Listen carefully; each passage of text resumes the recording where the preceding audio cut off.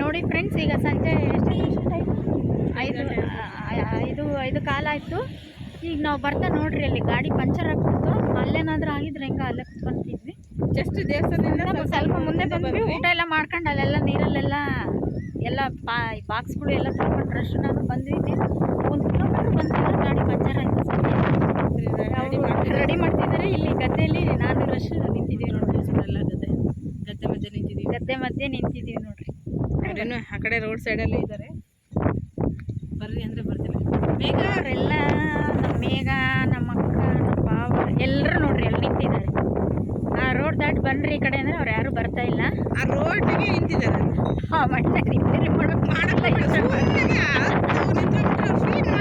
ರಶ್ಮಿ ಬೈತಿದ್ದಾಳೆ ಅದಕ್ಕೆ. ಮಳೆ ಬೇರೆ ಆಯ್ತಾ, ಅದಕ್ಕೆ ಭಯ. ನೋಡಿ ಫ್ರೆಂಡ್ಸ್, ವಾತಾವರಣ ಎಷ್ಟು ಚೆನ್ನಾಗಿದೆ. ಎಲ್ಲ ಹಚ್ಚನೆ ಹಸಿರು ನೋಡಿ ಫ್ರೆಂಡ್ಸ್. ನನ್ನ ಹಿಂದೆ ಏನು ತೆಳ್ಳಗೆ ನೀರು ಹರಿತಾ ಇದೆ. ಹಿಂದೆ ಎಷ್ಟು ತೆಳ್ಳಗೆ ಗಾಳಿ ಇದೆ, ನೀರು ಹಿಂಗೆ ಹರಿತಾ ಇದೆ. ಮೀನ ಏನಪ್ಪ ಯಾವಾಗಲೂ ಬಿಡ್ರಿ.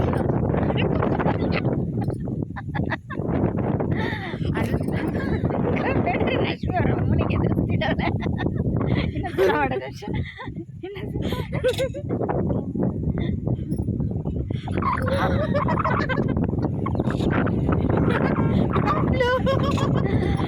ಅಲ್ಲೆಲ್ರಿಗೆ ಎದುರಿಸ್ತಿದ್ದಾಳೆ. ಅಲ್ಲೆಲ್ಲರೂ ಎದುರ್ಕೊಂಡಿದ್ದಾರೆ. ಎಲ್ಲಿ ಬೀಳ್ತಾಳೋ ರಶ್ಮಿ ಅಂತ. ನನಗೆ ಜಾಸ್ತಿ ಇದು ಏರ್ ಕಲರು ಅದೆಲ್ಲ ಹಚ್ಚಿದ್ರೆ ಆಗೋದಿಲ್ಲ, ನನಗೆ ಅಲರ್ಜಿ ಆಗುತ್ತೆ. ಅದಕ್ಕೆ ನಾನು ಹೆಚ್ಚಿಗೆ ಹಚ್ಚೋದಿಲ್ಲ. ಈ ಬೇರೆ ಥಂಡಿ ಆಯ್ತಾ, ಹಾಗಾಗಿ ಮೆಹಂದಿ ಹಚ್ಚಕ್ಕಾಗಲ್ಲ. ಹಂಗಾಗಿ ನಾನು ಹಚ್ಚಲ್ಲ ನನಗೆ.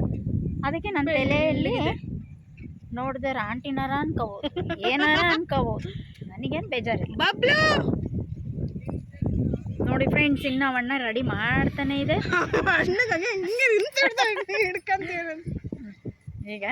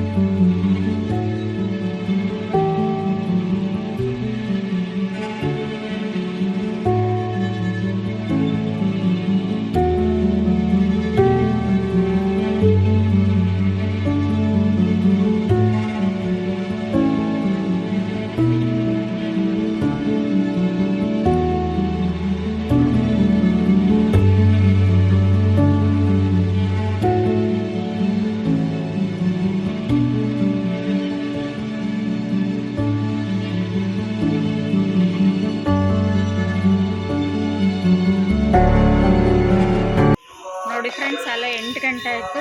ನಾವು ಹಿಂಗೆ ಬಳ್ಳಾರಿಯಿಂದ ಬರ್ತಾ ಇಲ್ಲಿ ಗವಿಸಿದ್ದೇಶ್ವರ ಅಂತೇಳಿ ದೇವಸ್ಥಾನಕ್ಕೆ ಬಂದ್ವಿ.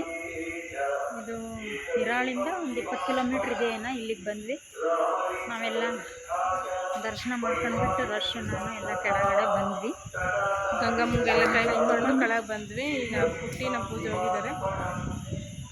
ಈಗ ಅವ್ರು ಬರೋದು ನಾವು ಕಾಯ್ತೀವಿ.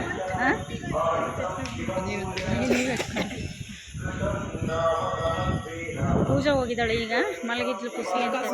ಅದಕ್ಕೆ ಚೆನ್ನಾಗೈತೆ ಎಲ್ಲ ಡೆಕೋರೇಷನ್ ಎಲ್ಲ. ಶ್ರಾವಣ ಅಲ್ಲ, ಮಂಗಳವಾರ ವಿಶೇಷ ಇದೆ.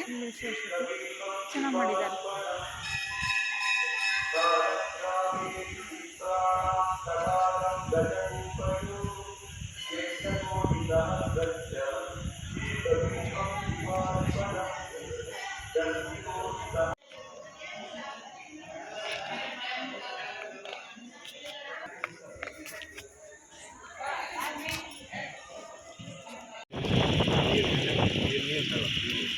Ini